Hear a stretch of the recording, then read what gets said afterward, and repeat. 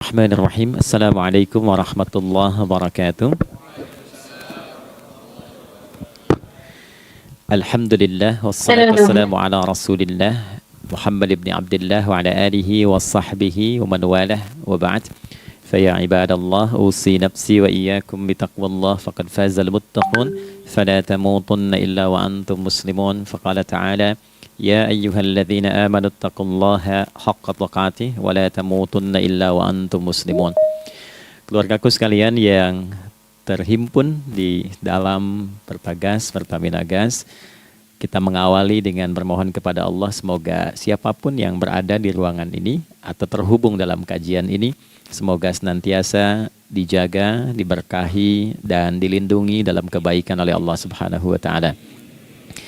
Kita doakan yang bertugas di luar kota. Tadi saya dengar info juga Pak Direktur sedang di Semarang. Semoga giatnya dimudahkan oleh Allah dan semoga diberikan keberkahan.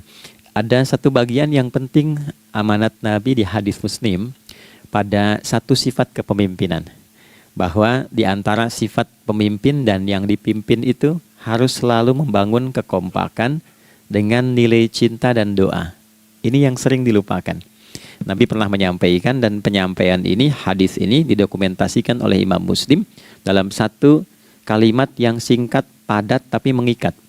Khiyaru a'immatikum man tuhibbunahu wa yuhibbunakum. Pemimpin yang baik itu adalah pemimpin yang kalian mencintainya dan ia pun mencintai kalian. Nah, membangun cinta itu salah satu jembatannya dengan doa. Oleh karena itu, di antara doa yang dianjurkan saat Anda memulai pekerjaan, itu bukan hanya untuk pribadi, lancarkan pekerjaan saya, tapi juga sehatkan pimpinan saya, pimpinan mendoakan sehatkan anggota saya, sehingga semua itu melahirkan sifat harmoni yang memberikan kenyamanan dan kebahagiaan dalam bertugas. Nah, izinkan saya mengawali dengan itu dulu, karena itu di antara sunnah yang seringkali terlupakan, sehingga bekerja itu lebih banyak dilakukan dengan tekanan menyelesaikan tugas dibandingkan dengan rasa cinta untuk bisa memberikan nilai ibadah di dalamnya. Yang kedua, semoga sholat kita diterima oleh Allah Subhanahu wa taala. Nah, yang kedua ini tidak cukup dengan amin. Kita harus tahu dulu standar penerimaan itu seperti apa. Dan yang kedua, kenapa harus sholat? Ini poin pokoknya. Mengapa sih umat Islam itu cukup hanya misalnya dengan bersyahadat saja dipandang sudah berislam, lalu berbuat baik? Kenapa mesti ada sholat? Kenapa bahkan yang pokok sampai 5 waktunya? Dan jumlah rakaatnya pun diatur sedemikian rupa sampai teknisnya pun dijelaskan dengan rinci. Saking rincinya, bila ada yang menyimpang dari rincian itu, maka dianggap sholatnya tidak sah dan mesti diulang. Shallu kama ra'aitumuni usalli. Sholatlah kalian seperti kalian persis melihat aku menunaikan sholat. Dan dalam sholat inilah kemudian ada sanad yang tersambung secara ketat sampai-sampai dalam hadis Muslim nomor hadis 397. Demikian di Al-Bukhari juga diabadikan di nomor hadis 757 oleh sahabat Abu Hurairah. Sanadnya tersambung kepada Khalad bin Rafi Az-Zuraiqi, seorang yang sholat di samping Nabi tapi bermasalah sholatnya. Lalu Nabi meminta beliau untuk mengulangi sholatnya. Sampai 3 kali peristiwa itu hingga beliau berkata, Ya Rasulullah au kama qala Alimni ma uhsinu ghairah. Ya Rasulullah, tolong ajarkan kepadaku karena aku tak punya pengetahuan lebih dibandingkan dari apa yang telah aku kerjakan. Nah, dari dasar ini melahirkan satu pertanyaan kritis ya, dan juga perlu argumentasi yang kuat secara syariah mengapa kita menunaikan ibadah salat. Baik teman-teman sekalian, karena waktu kita sangat padat ya, kita manfaatkan sebaik-baiknya. Saya mohon izin kajian kita akan lebih fokus kepada inti materi sehingga manfaatnya lebih banyak kita dapatkan. Salat satu-satunya amalan di dalam Islam yang mencakup 4 bagian pokok dalam beragama. Jadi ketika seseorang menetapkan dirinya beragama dan ciri satu nilai agama itu bernilai benar, ya, dalam nanti kalau kita mau komparasikan atau kita riset, itu ciri pokoknya ada 4. Satu, ada aspek namanya aspek keyakinan, ya, tauhid atau akidah. Nggak mungkin kan beragama kalau nggak yakin, ya, karena itu pasal 29 ayat kedua itu mengandung nilai keyakinan. negara menjamin kemerdekaan tiap-tiap penduduk untuk memeluk agamanya masing-masing dan beribadah menurut agama dan kepercayaannya itu. Ya, jadi nggak mungkin kita bisa menghasilkan nilai kepercayaan dan ibadah kalau tidak ada unsur keyakinan. Atau bahasa kitanya disebut dengan iman. Ya, iman itu nanti juga dipaku dalam setiap nilai kebangsaan di konteks Negara Kesatuan Republik Indonesia. Ini yang paling membahagiakan. Jadi mau jadi pegawai apapun itu syarat, ya, salah satu syarat yang melekatnya beriman dan bertakwa kepada Tuhan Yang Maha Esa, gitu kan? Ya, kemarin saya di BPK itu ada 11 bab Romawi, 40 pasal. Ya, di bab yang keempat pasal 13 tentang pemberhentian dan pengangkatan itu ada 11 poin A sampai K. Di poin B yang keduanya syarat menjadi bagian dari anggota BPK itu beriman dan bertakwa kepada Tuhan Yang Maha Esa. Baik, di Undang-Undang Pendidikan Sisdiknas nomor 20 tahun 2003 itu kalau kita baca dari poin menimbang ada 4, di poin B-nya saja sudah ada iman. Ya, Undang-Undang Dasar 1945 mengamanatkan pemerintah mengusahakan satu sistem pendidikan ya nasional yang meningkatkan keimanan dan ketakwaan pada Tuhan Yang Maha Esa serta akhlak mulia, baru mencerdaskan kehidupan bangsa. Ya, secara singkat, satu, agama dianggap benar kalau ada doktrin keimanan, ada akidah, ada tauhidnya. Yang kedua, ada ibadahnya. Ya, sebagai pembuktian kita beriman, buktinya apa? Ya kan? Saya beriman kepada Tuhan, kita tetapkan, misalnya Allah. Apa pembuktian keberimanan kita kepada Allah? Ya, kan pembuktiannya itu mesti diwujudkan dalam bentuk sikap. Sikap itulah yang disebut dengan ibadah. Nah, konsepsi ini ada di Quran surah ke-20 Thaha di ayat ke-14. Innani anallahu la ilaha illa ana fa'budini. Ya, sungguh aku tegaskan bahwa akulah Allah, satu-satunya Tuhan yang layak dipertuhankan dan disembah. Ketika Anda mempertuhankan aku, fa'budni, maka buktikan kebertuhananmu kepadaku dengan menyembahku. Karena itu namanya Allah punya dua arti. Satu yang dipertuhankan, kan? Ilahun wahid. Yang kedua yang disembah.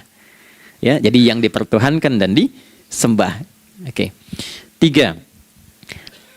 Yang ketiga harus punya unsur praktikal atau implementatif dalam interaksi kehidupan. Ya, jadi bukan cuma nyembah Tuhan, bimbingan kehidupannya apa? Implementasi dari ibadah itu. Ya, ciri umat beragama itu kan bukan hanya sekedar saya yakin, beriman, saya ibadah. Terus bukti ibadah itu dibawa dalam berinteraksi hariannya seperti apa wujudnya. Ya, makanya ketika dulu orang itu jujur, orang itu bangga dengan kejujurannya bukan sebagai orang jujur, tapi sebagai muslim. Jadi ketika ditanya, kenapa Anda jujur? Karena saya muslim. Ketika ada seorang penggembala di Sahara yang sangat gersang, diuji oleh Umar bin Khattab, ingin diambil kambingnya, kan kisahnya viral kan? Baik ya?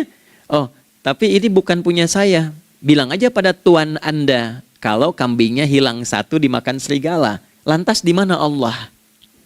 Jawaban itu yang menggetarkan kepada jiwa. Jadi kebenaran yang diungkap dengan sikap kejujuran itu implementasi nilai beragama.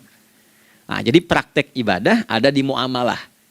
Oke, satu akidah, akidah dibuktikan lewat ibadah, ibadah diimplementasikan dalam muamalah. Itulah sebabnya nanti seluruh bagian tubuh kita ketika digunakan untuk bersifat dan bersikap, itu ada tuntunan iman di dalamnya.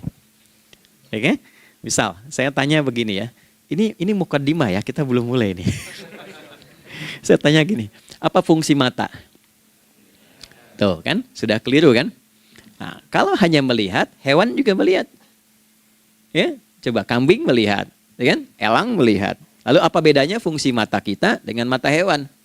Ternyata ketika kita meriset ayat-ayat Al-Quran terkait dengan fungsi tubuh kita, itu rata-rata dibuka dengan iman dulu. Quran surah 24, surah Cahaya, ayat 30 untuk laki-laki, 31 untuk perempuan. Qul lil mu'minin. Ya Muhammad katakan, viralkan pada pria-pria yang menyatakan dirinya telah beriman. Yaghuddu min absarihim. Gunakan pandangannya itu yang dibimbing oleh imannya untuk melihat yang baik saja menurut standar imannya. Jadi kalau menurut imannya tak baik, nggak boleh dilihat. Karena itu ketika Anda sudah mengatakan asyhadu an la ilaha illallah, asyhadu anna Muhammad Rasulullah, kalimat itu dari lisan turun ke hati, itu jadi cahaya ke bagian tubuh kita. Makanya ketika Anda melihat, itu ada cara pandang tertentu yang dibimbing iman. Standarnya beda dengan tanpa iman. Kalau nggak ada iman, semua mungkin terlihat. Tapi ketika ada iman, hati kecil Anda akan bicara, ini nggak baik. Palingkan. Nah, memalingkan dari yang tak baik menurut iman, itu namanya ghaddul basar.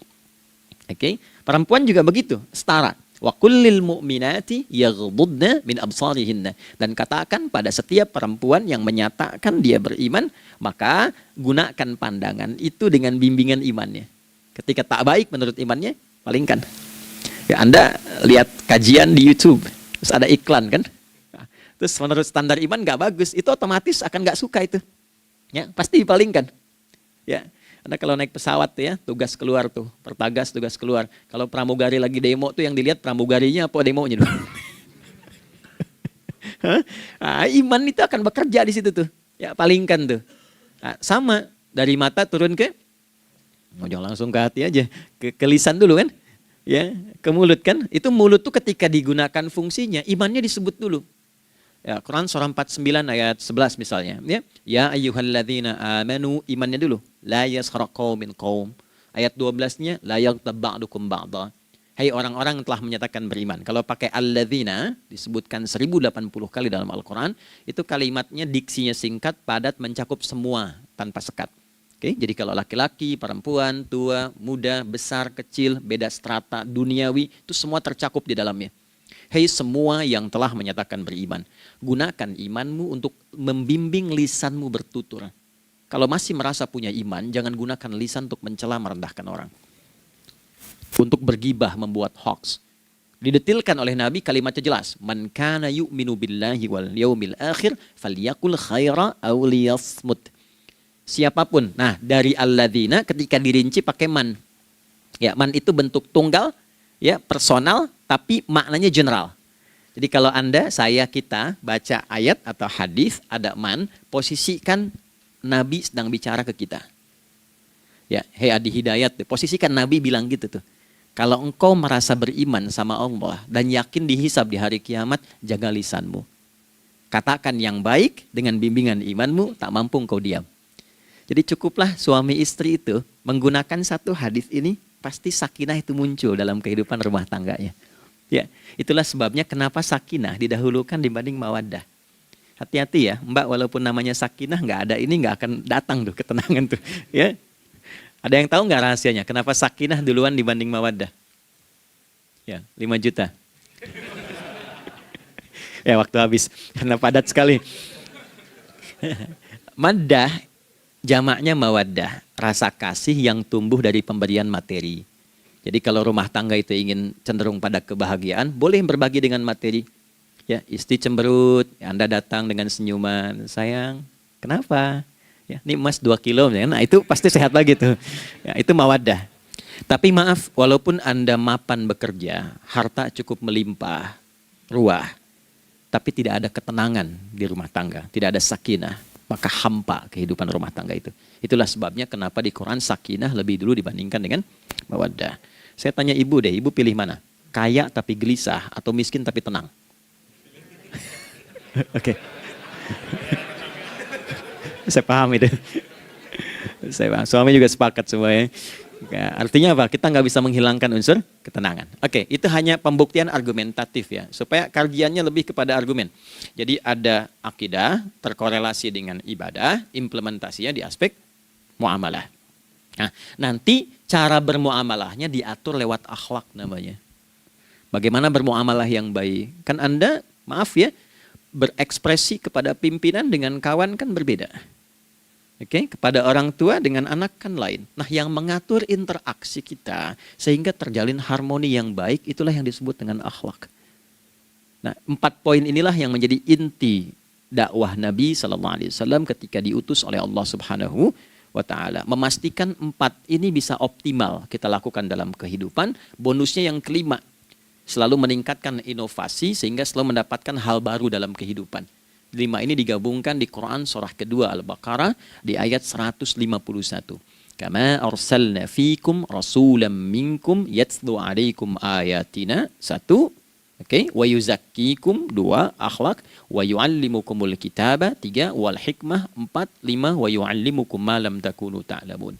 Kelima-limanya ini digambarkanlah dalam bentuk ibadah yang melatih kita sebagai pondasi awal menuju dan memantapkan 5 hal ini, yaitu sholat. Itulah sebabnya kenapa sholat yang pokok dilakukan 5 waktu dalam sehari untuk mewujudkan 5 hal ini dalam kehidupan, dan satu-satunya ibadah yang mengumpulkan 5 aspek ini dalam prakteknya hanya sholat. Hanya sholat. Oke, mari kita detilkan, kita rinci, dan di sini kita akan mulai kajian kita. Yang tadi mukadimah ya. Baik, kita punya 30 menit. Wah, padat sekali. Bismillahirrahmanirrahim. 1.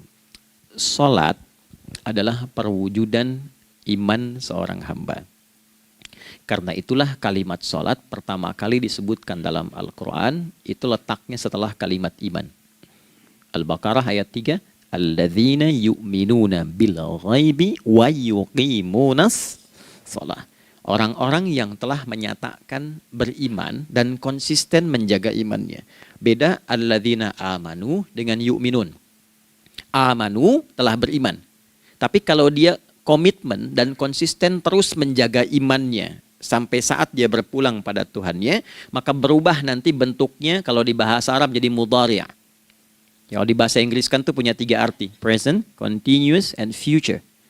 Jadi kalaupun sekarang terus berlangsung sampai masa depan pun saya tetap akan beriman. Nah, pembuktian untuk menjaga iman itu pembuktian utamanya pada sholat. Itulah sebabnya satu-satunya amal ibadah dari rukun Islam yang 5 itu, ya, satu-satunya amal ibadah yang disebut iman dalam Al-Quran hanya sholat. Teman-teman boleh buka Quran surah kedua Al-Baqarah di ayat 143.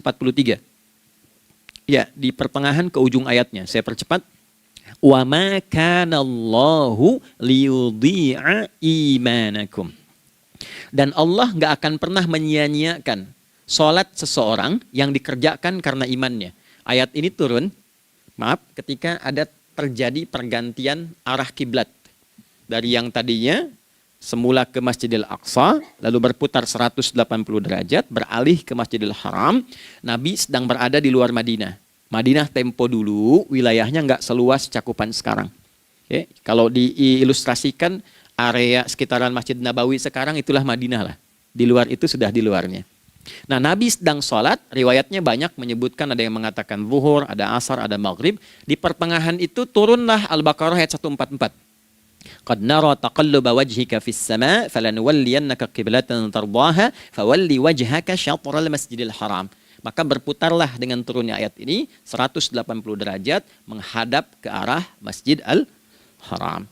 Problemnya adalah ketika Nabi dan pengiring beliau kembali ke Madinah, area Masjid Nabawi, kan nggak semua masyarakat ikut. Maka virallah informasi itu bahwa kiblat telah beralih ke kiblat awal, yaitu Ka'bah Al-Musyarrafah. Maka penduduk panik pada saat itu. Status sholat kami yang tadi dikerjakan bagaimana?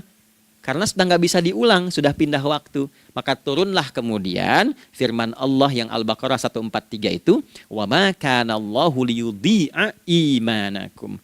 Karena engkau mengerjakan sholat itu dengan imanmu, maka Allah nggak menyia-nyiakan imanmu itu.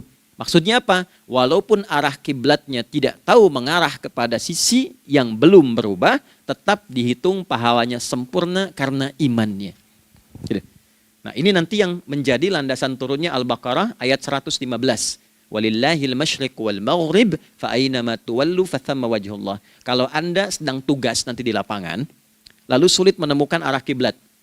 Aplikasi susah karena sinyal nggak masuk misalnya. Oke, kemudian juga matahari agak remang-remang sehingga sulit untuk terlihat patokannya. Maka dengan keyakinan, dengan iman itu, menghadaplah ke arah yang kita yakini, maka berlakulah Al-Baqarah 115. Di saat itu diterima amal ibadah kita sama dengan yang menghadap kiblat dengan dasar imannya. Oke, nah pengertian terbaliknya, mafhum mukhalafahnya, maka Nabi mengatakan, al-farqu bainal mu'min wal kafir tarkus shalah. Beda antara orang yang beriman dengan yang belum beriman adalah pada sholatnya. Jadi kalau ada orang mengatakan sudah beriman dan tidak menunaikan sholat, ini artinya keimanannya belum diakui sepenuhnya oleh Allah Subhanahu wa taala. Jelas ya? Halo, kenapa sedih begini? Maaf, saya terlalu cepat nggak? Enggak ya, baik. Jadi dalam poin ini penting pembedanya di sholat. Itulah sebabnya kenapa dari kecil kan, usia sekian, dari mulai 3 ke arah 7 tahun contohkan. Ya, orang tuanya sholat bentangkan sejadah. Kalau bisa, kalau anak sudah mulai suka tuh kasih model sejadah yang anak-anak sukai bentuknya. Ya, dulu ada anak saya senang model mobilan, saya tidak sebutkan supaya tidak endorse gitu ya. Dikasih sejadah dengan pola itu, dia senang tuh ikutin. Kita nggak minta sholat, dia datang sendiri. Ya, nanti setelah mulai 7 tahun kan baru diajarkan dengan baik, diajak ke masjid kalau yang laki-laki. Demikian seterusnya. Ya, mengapa dari awal dituntun seperti itu? Untuk memberikan sebuah penguat bahwa penjagaan iman dimulai dari sejak dini. Ya, tapi di Indonesia saya perhatikan kelasnya sudah advance. Ya, TK sudah manasik gitu. Okay. Itu satu ya. Karena nanti kalau Nabi bilang begitu artinya akan terjadi orang mengatakan beriman tapi tidak sholat. Ya, makanya keras dari awal Nabi katakan bahwa pembeda antara orang yang beriman dengan yang baru klaim beriman itu pada sholatnya. Ya, pada sholatnya. Mengerjakan sholat maka sah status imannya, tidak menunaikan sholat maka bermasalah imannya. Itu poin yang pertama. Yang kedua teman-teman sekalian, ibadah. Kita lanjut ya. Sholat adalah bagian pokok terpenting dari ibadah. Nah, di sini kita akan mulai membuka sedikit rahasia terkait dengan aspek ibadah ini.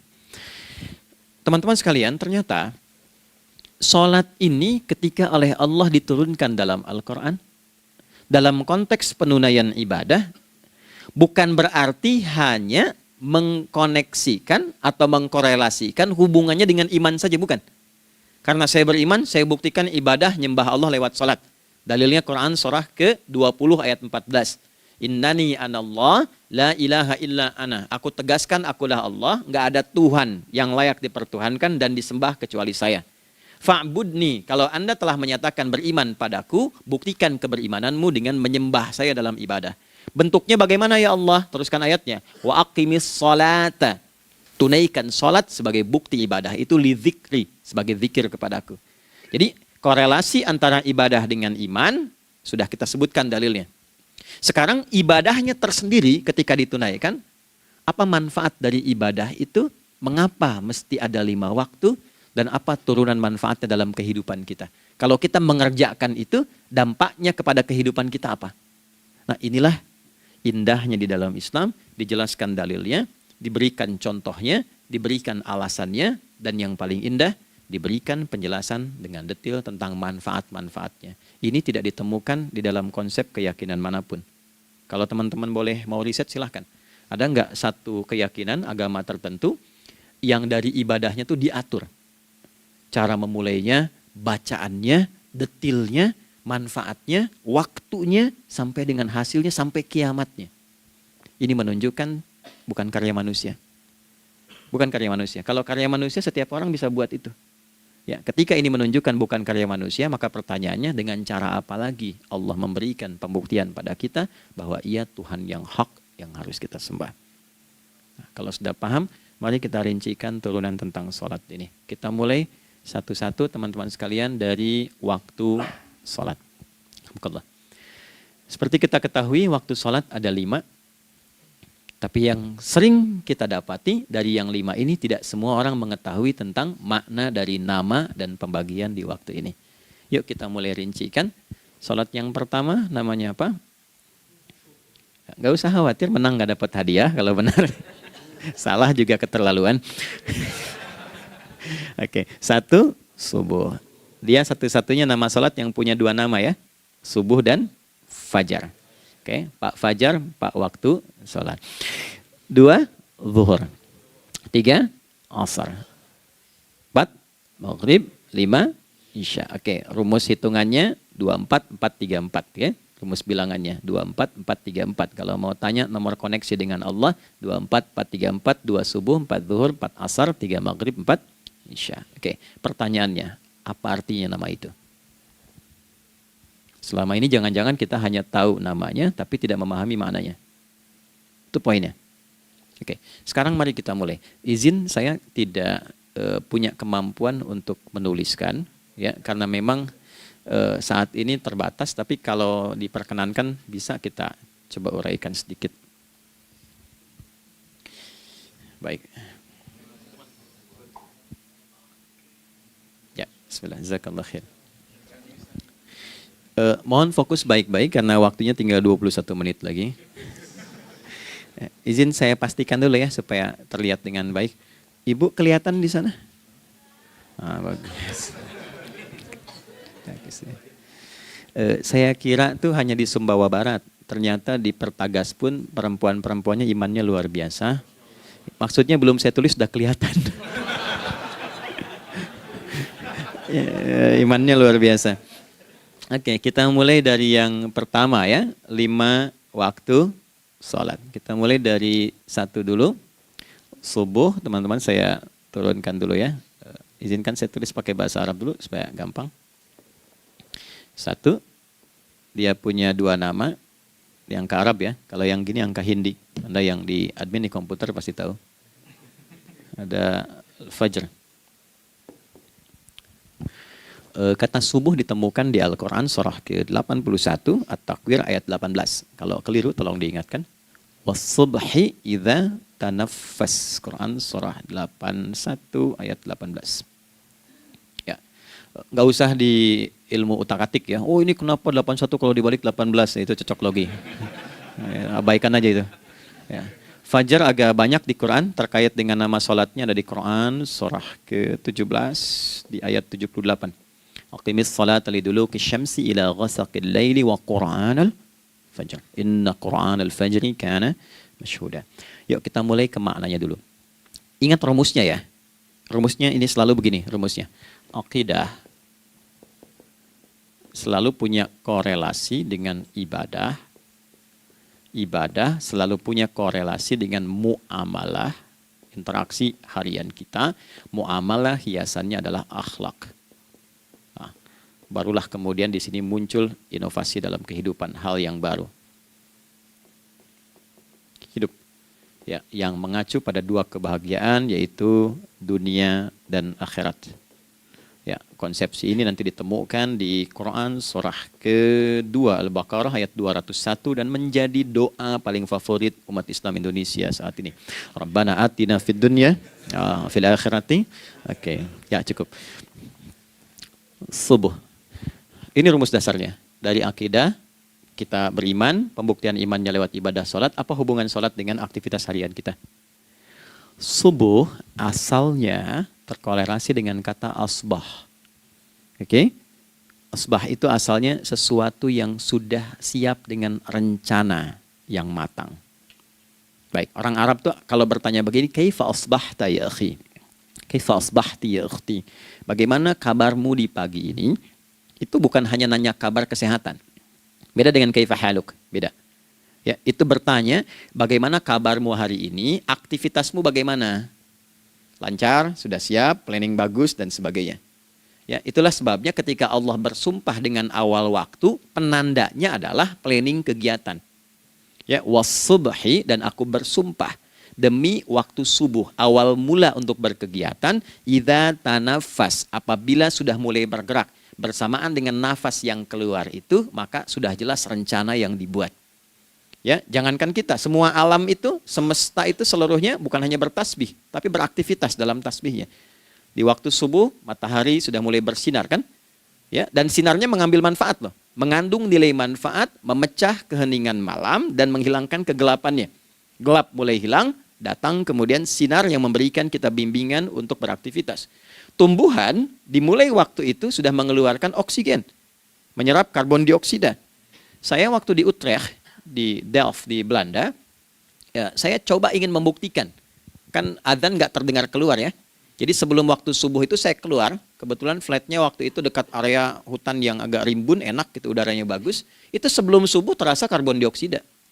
Walaupun cuma beda hampir 1 menit. Tapi begitu masuk waktu subuh, keluar kesegaran yang luar biasa. Oksigen yang keluar. Ya, ini kan nggak mungkin kalau kuasa Allah tuh nggak mungkin terjadi seperti ini kalau bukan kuasa Allah Subhanahu wa taala. Tapi poinnya adalah yang bicara begini Quran. Nah, sekarang yang ingin saya katakan adalah Alam semesta dalam konteks seperti matahari, kemudian tumbuhan, binatang, ayam bahkan mulai berkokok, punya planning yang teratur. Masa kita makhluk yang dihisab tuh nggak teratur? Nggak punya perencanaan? Maka subuh itu mengajarkan kepada kita, jangan sampai ada orang Islam yang punya keimanan, lalu menunaikan sholat, diajarkanlah oleh Allah, setiap masuk subuh itu harus punya agenda yang jelas. Planning yang terukur. Jangan terjadi mengaku muslim, beriman, tapi nggak jelas perencanaan hidupnya. Jam 7 mau di mana? Jam 8 kerjakan apa? Anda dari sini ketemu 7 ke 4, atau setengah 8 ke setengah 5, 8 jam kerja. Oke, berangkat jam berapa? Petakan di jalan macetnya di sebelah mana? Ukur sampai kantor tiba jam berapa? Apa yang mau dikerjakan di kantor? Itulah Islam, itulah subuh. Sehingga tidak ada satupun orang Islam di era Nabi mengajarkan beraktivitas kecuali terukur dan teratur. Bahkan Nabi memulai itu evaluasinya di malam hari. Sehingga turun di antara surah Al-Insyirah itu ada ayat yang tegas mengatakan di ujungnya, فَإِذَا فَرَغْتَ فَانْصَبْ. Evaluasi yang telah berlalu di malam hari, evaluasinya menyeluruh sampai ke zikirnya. Dicatat nih. Ya, aku hari ini secara spiritual itu, mohon maaf, sholat jamaahnya berapa waktu tuh? Dari 5. Oke? Misalnya dari 5 itu cuma 4, berarti koreksi ada yang kurang. 1. Ya. Yang kedua, secara intelektual sudah berapa bacaan yang dibaca saat ini? Ilmu yang ditingkatkan, mensyukuri anugerah akal dan sebagainya. Bekerja sempurna enggak? Turunkan ibadahnya bagaimana? Ketika ada yang kurang, istighfari. Ya, sebagai seorang ayah, ada enggak sesuatu yang salah yang dilakukan belum sempurna? Sebagai seorang ibu, anak dan sebagainya, istighfar. Itulah sebabnya sebelum tidur Nabi ajarkan istighfar. Yang kita tahu 70 kali kan, 100 kali. Yang saya tanya, 1 ke 70 itu istighfar apa saja? Apakah hanya bilangan di lisan? Atau dari lisan diingatkan oleh pikiran, ditembuskan ke hati?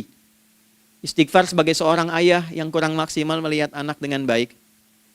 Anda boleh punya jabatan di kantor, boleh direktur, boleh manajer, boleh macam-macam. Tapi ketika Anda pulang, Anda seorang ayah. Saya di Timur Tengah disebut syekh, di sini dipanggil kiai, dipanggil ustadz. Pulang ke rumah, anak saya nggak kenal itu semua. Anak saya nggak peduli itu semua. Belum pernah seumur-umur saya mengajar. Lalu saya pulang, anak saya menunggu depan pintu dan memanggil, kiai. Tidak ada. Dia ingin ayahnya. Dia ingin ayahnya. Oke. Kenapa nggak kita hadirkan istighfar pertama kita itu karena kita kurang perhatian. Kurang perhatian kepada anak misalnya. Saya kalau pulang tengah malam dan semua tertidur, saya lihat satu-satu. Perbaiki cara tidurnya, doa, lihat satu-satu, minta ampun sama Allah. Dan ya kadang sebelum mengalirkan air mata kita nggak bisa tidur karena nggak tahu nanti ketemu lagi nggak di akhirat. Ya, itu poin yang paling penting. Nah, jadi istighfar pertama tuh untuk diri kita ketaatan pada Allah, untuk diri kita sebagai anak pada orang tua, sebagai suami punya tanggung jawab istri atau sebaliknya, demikian seterusnya. Nah itu kalau sudah kita bisa lakukan, dievaluasi, direncanakan besoknya. Fa'idha faraghta fansab, direncanakan lagi yang berikutnya, besok mau ngapain, tulis malam. Kalau kita biasakan begitu tidurnya enak. Karena nggak ada beban, damai hidupnya. Dengan teman damai kalau ada perselisihan sebelum tidur. Ya, jadi nggak ada orang mengigau itu masalah-masalah kehidupan dunia yang belum tuntas. Ini dunia saat terjaga bermasalah, saat tidur pun masih bermasalah. Gara-gara kamu nih, ya, kapan istirahatnya? Ya. Nah, ketika kita bangun dari subuh itu, maka rencana yang sudah kita siapkan itu teman-teman sekalian, dibawa menghadap Allah supaya minta kemudahan, minta kelancaran, minta pendampingan, minta bimbingan. Itulah sebabnya kita dipanggil sholat di awal waktu. Supaya rencana yang sudah kita siapkan itu minta taufiknya, persetujuan dan perlindungan dari Allah. Inilah yang menjadikan rahasia umumnya para sahabat memulai berkegiatan sejak dari masjid. Teman-teman boleh riset deh hadis-hadis tentang sholatnya sahabat dan kaitannya dengan syuruk dan pekerjaan. Rata-rata memulai dari masjid. Mereka tungguin, evaluasi, begitu siap, syuruk, minta sama Allah, berangkat. Saya mau kasih satu rahasia ya. Boleh jadi ijazah tapi ini diantara kita aja ya.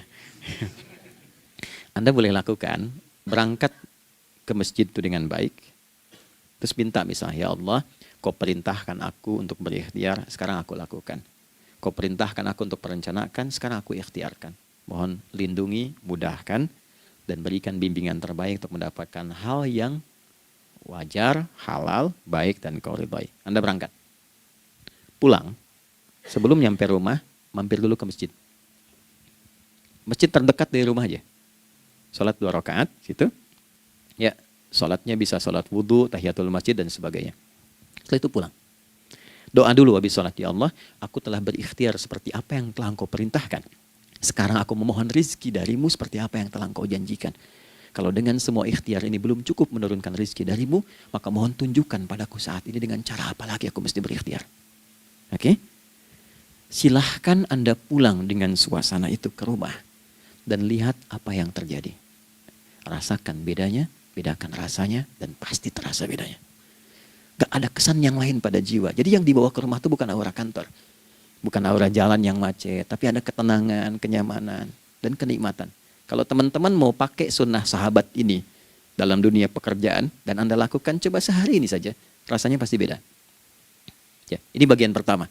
Nah, ketika kita ingin datang menghadap Allah, dan mulai membawa rencana kita, kan perlu isyaratnya kan, kapan dimulai? Gak bisa tiba-tiba saya bangun jam 3 langsung sholat subuh, kan tidak begitu. Ya kan?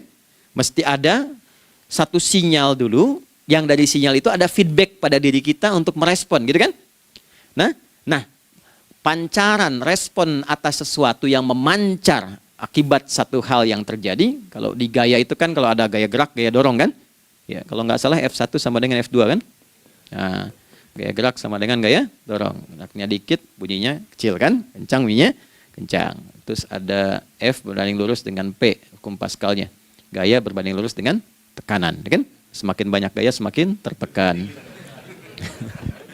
Nah, respon yang muncul ketika ada satu misalnya gaya, tapi responnya sifatnya materi sifatnya. Ya, misal kalau Anda mau mengebor air, kan? Kemudian keluar terpancar tuh dari bawah itu keluar misalnya air. Nah, itu namanya infajar. Infajar. Dalilnya Quran surah kedua ayat 60. Wa idzistasqa Musa liqaumihi faqulna idrib bi'asakal hajar fanfajarat minhu 12 aina. Nabi Musa kata Allah itu kaummu 12 suku minta mata air. Dan enggak tanggung, setiap sukunya minta satu, katanya supaya enggak rebutan. Maka Allah firmankan, pukulkan tongkatmu yang kayu. Lihat diksinya detil sekali. Pukulkan tongkatmu yang kayu ke batu itu, maka batu itu akan terbelah dan mengeluarkan pancaran 12 mata air. Ya, tongkat kayu dipukulkan ke batu, batunya yang hancur. Karena Musa seorang nabi, gitu kan? Anda punya tongkat emas, pukulkan ke batu, maka keluar 12 air mata. Gitu ya. Nah ini, infajar. Kalau respon yang keluar itu respon buruk.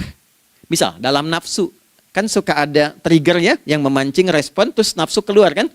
Ya, apa saja itu? Lihat gambar yang nggak bagus, nafsu keluar, gitu kan? Lihat sendal bagus, nafsu keluar, macam-macam ya. Nah itu fujur namanya, fujur. Hurufnya masih sama, cuma bentuknya berbeda. Fa, jimnya masih ada waw, ada ra-nya, fujur. Quran surah 91 di ayat 7-10.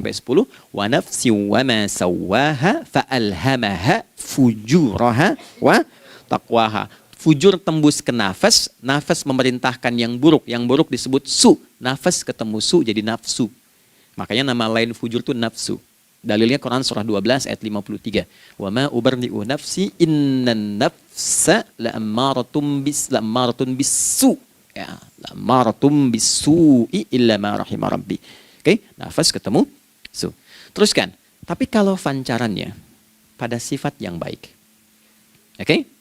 Membelah sesuatu yang gelap menjadi baik, terbuka, memancarkan respon panggilan yang baik, maka berubah katanya menjadi fajar. Oke? Matahari diperintahkan oleh Allah, diperintahkan membelah kegelapan malam. Keluarlah sinar pertamanya, disebutlah fajar. Kenapa? Karena ada respon kebaikan keluar darinya. Baik, perhatikan baik-baik Quran surah kedua ayat 187. Wa kulu washrabu hatta yatabayyana lakumul khaytul abyadu minal khaytil aswadi minal fajar. Itu untuk matahari. Kita lagi tidur enak-enak, sudah nyiapin rencana malam-malam. Tiba-tiba ada panggilan. Allahu Akbar, Allahu Akbar. Itulah tandanya hati kita mengkonfirmasi iman kita dalam diri kita. Cepat, sudah adzan. Pernah begitu? Nah, konfirmasi itulah dalam bahasa lain yang disebut dengan fajar namanya.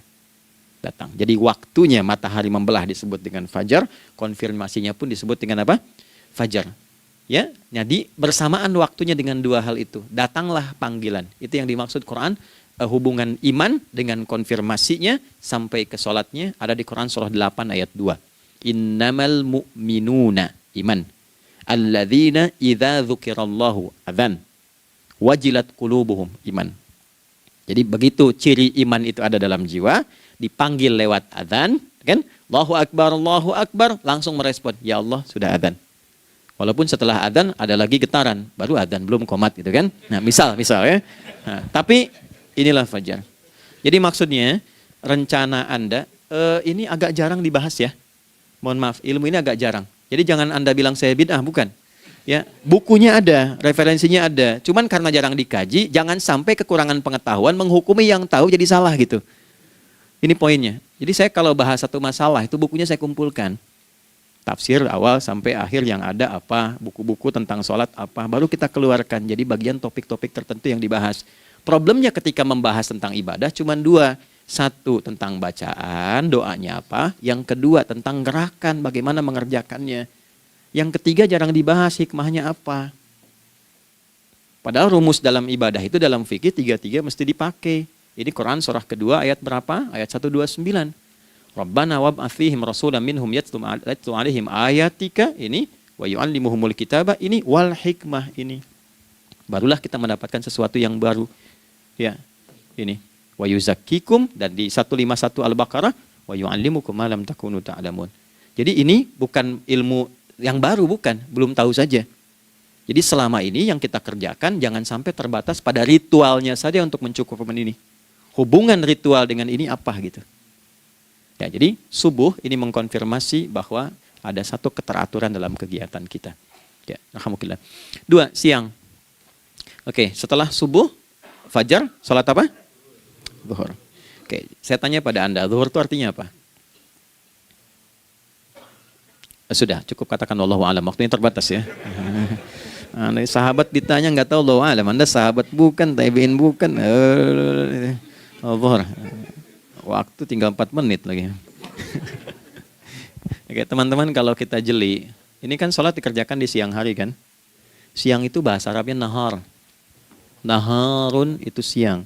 Tapi kenapa sholatnya zuhur? Kok nggak sholat nahar gitu? Ya, lohor, ya, ini paksain tuh. Zuhur, lohor.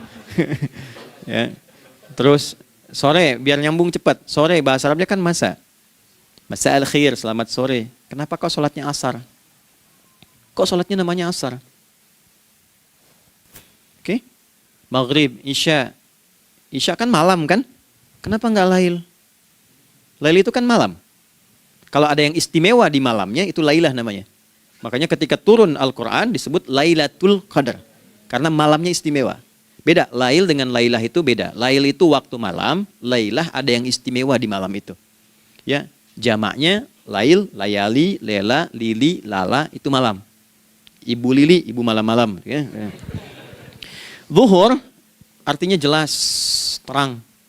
Ada idhar, dibaca dengan jelas, terang, gak boleh dengung. Man amana, itu kan? Ya, min husni, harus jelas. Ya, ada a, jelas. Zuhur kenapa disebut zuhur? Untuk evaluasi kegiatan kita dari setengah hari. Sudah jelas belum hasilnya? Ya, Anda punya rencana di sini, evaluasi di siang. Jelas gak hasilnya? Pekerjaan Anda yang sekarang diamanahkan dari pagi jam 7 sampai sekarang, evaluasi dulu. Dicek, jangan cuma ditinggalkan. Oke, saya sedang kerjain, tinggalin dulu sholat. Bukan begitu. Ketika akan sholat, Anda cek dulu. Dari ke siang itu tengah hari, bagaimana hasilnya? Ada yang perlu disempurnakan nggak? Ya, ketika ide-idenya mulai mentok, ada yang belum selesai, datang dulu sholat, tenang lagi.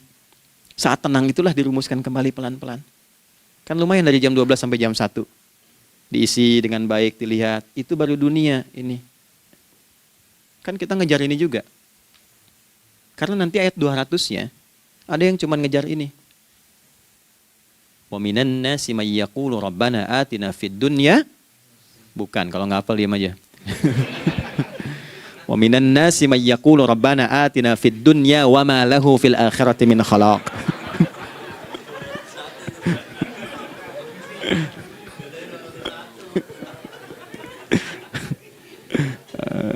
Udah, Paham kan? Dan di antara manusia ada yang fokusnya hanya dunia yang dikejar, sehingga nggak kebagian akhiratnya. Padahal dia tahu dia mau pulang. Yang lebih aneh lagi, pengen pulang surganya Firdaus dekat dengan Nabi. Tapi tiap hari kerjakan dunia, dunia lagi, berangkat gelap, pulang gelap, terus meninggal gelap juga. Kan repot. Nah, maka mesti investasi kan. Anda kalau tugas keluar kan, apalagi keluar negeri kan hukumnya beda. Bekalnya pun tidak sama. Anda tugas ke Amerika, mata uangnya sudah beda, hukumnya sudah beda. Terus pengen pindah ke alam barzah, pengen hukumnya sama dengan dunia, mustahil. Ya, makanya dimensinya beda, keadaannya tidak sama. Baju yang dipakai kan beda. Barang-barangnya nggak sama. Makanya disebut telah meninggal dunia, meninggalkan semua yang melekat pada dunia. Pindah ke alam lain, persiapan menuju titik akhir yang tidak ada ujungnya lagi. Nggak ada pembuka lagi. Jadi sudah ujung begini, nggak ada ruang lagi yang lain. Itu akhirat namanya. Makanya di sini cuma dua pilihannya. Kalau nggak ke surga, nah itu. Ya. Apa investasi yang ada di sini? Maka siang itu dicek dulu. Pekerjaan jadi ibadah nggak? Tadi niatin ibadah nggak waktu berangkat dari rumah? Kan? Waktu ngetik, waktu ngerjain di kantor, jadi ibadah nggak? Kalau ibadah, Anda nggak mungkin berbuat kriminal. Anda nggak mungkin berbuat maksiat. Nggak mungkin nipu, nggak mungkin nyogok. Nggak mungkin korupsi. Kan lagi ibadah. Nggak mungkin curang. Kan lagi ibadah. Anta budallaha ka'annaka tarah. Anda itu mengerjakan segala hal sebagai ibadah, merasa diawasi Allah. Fa in lam takun tarah fa innahu yarak. Kalaupun Anda merasa nggak melihatnya, Anda yakin Anda dilihat. Itulah kerja pakai iman, maka ini di bawah akidahnya. Jangan ditinggalkan. Nah, inilah yang selama ini kita butuhkan. Ya. Inilah yang melahirkan nilai etik, makanya ada yang dalam jiwa. Takwa itu kan dalam jiwa, melahirkan etos. Etos mendorong kepada logos, logos melahirkan patos. Kepantasan dalam bekerja. Jadi Anda sekuat apapun ilmunya, kalau nggak punya etos, itu rusak. Jadi tidak cukup akal sehat. Jiwa yang sehat itu lebih penting. Banyak orang akalnya, saya ingat, akal itu tidak memberikan perintah. Dia hanya merumuskan satu instruksi dalam jiwa supaya mudah dilakukan dan dieksekusi oleh fisik. Jadi akal yang sehat itu seberapa pandai ilmunya, seberapa cepat mengeksekusi perbuatan. Tapi kalau yang dieksekusi itu dari perintah nafsunya, masalah. Habis saja waktunya tuh. Ya. Ini gimana ini? Tolong jawab loh. Nah, teman-teman, karena sudah habis waktu jam 1, kita baru zuhur ini. Nah, yang paling menarik itu gini, yang paling menarik kalau ada orang belum sadar sampai zuhur tentang akibat kehidupan ini, maka muncullah asar. Apa asar itu? Kenapa mesti disebut dengan asar? Dan apa manfaat istimewanya asar kepada jiwa kita? Itu di kesempatan lain kita akan bahas. Teman-teman, waktunya sudah habis. Ya, saya menghargai Anda, kan tidak boleh juga saya ngajarkan tapi mengambil yang sesuatu yang tidak tepat ya. Kita buktikan keimanan kita dengan mengerjakan amanah pekerjaan di tempatnya dengan baik, waktu digunakan dengan baik. Kita saling mendoakan supaya semua kita dijaga oleh Allah Subhanahu wa taala. Maafkan saya, lain kesempatan kita berjumpa kembali untuk melanjutkan apa yang telah kita bahas hari ini. Mari kita berdoa, semoga doa kita diterima oleh Allah Subhanahu wa taala. Allahumma taqabbal minna innaka antas sami'ul alim wa tub 'alaina innaka antat tawwabur rahim. Nahmaduka kama 'allamtana an nahmadak wa nashkuruka syukran kama 'allamtana an nashkurak.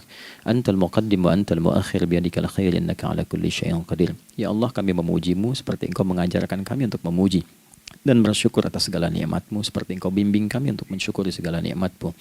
Allahumma salli wa sallim wa barik ala habibikal karim rasulikal mustafa al-amin sayyidina Muhammadin wa ala alihi wa sahbihi ajma'in. Ya Allah, anugerahkan kami kemampuan untuk terus bersalawat pada Rasulullah, sehingga dengan itu kami mendapatkan kemampuan yang baik untuk meneladani kemuliaan beliau dalam beraktivitas kehidupan. Rabbana la tada' lana fi maqamina hadza dhanban illa ghafartah. Ya Allah, jika ada pendosa hadir di ruangan ini atau terhubung dalam kajian ini, maka jangan biarkan ya Allah ia meninggalkan tempat ini dan kajian ini kecuali Engkau telah ampuni seluruh dosa-dosanya. Wala hamman illa farajtah. Ya Allah, jika ada satu di antara kami yang menghadiri kajian ini membawa kegelisahan, maka mohon tenangkan keadaan hatinya. Wala asiran illa yassartah. Jika ada yang sedang diliputi oleh kesulitan, maka mudahkan, ringankan dan hilangkan seluruh kesulitannya. Wala maridan illa syafaitah. Dan bila ada di antara kami yang diuji dengan penyakit, maka mohon angkat dan sembuhkan penyakitnya. Rabbana atina fid dunya hasanah wa fil akhirati hasanah wa qina adzabannar. Wa sallallahu ala sayyidina Muhammad wa ala alihi wa sahbihi ajma'in. Wa akhiru da'wana subhanakallahumma rabbana wa bihamdika nashhadu an la ilaha illa anta nastaghfiruka wa natubu ilaik. Walhamdulillahi rabbil alamin. Nasrun minallah, fathun qarib, wa basyiril mu'minin. Terima kasih untuk semuanya. Mohon maaf kami langsung pamit. Assalamualaikum warahmatullahi wabarakatuh.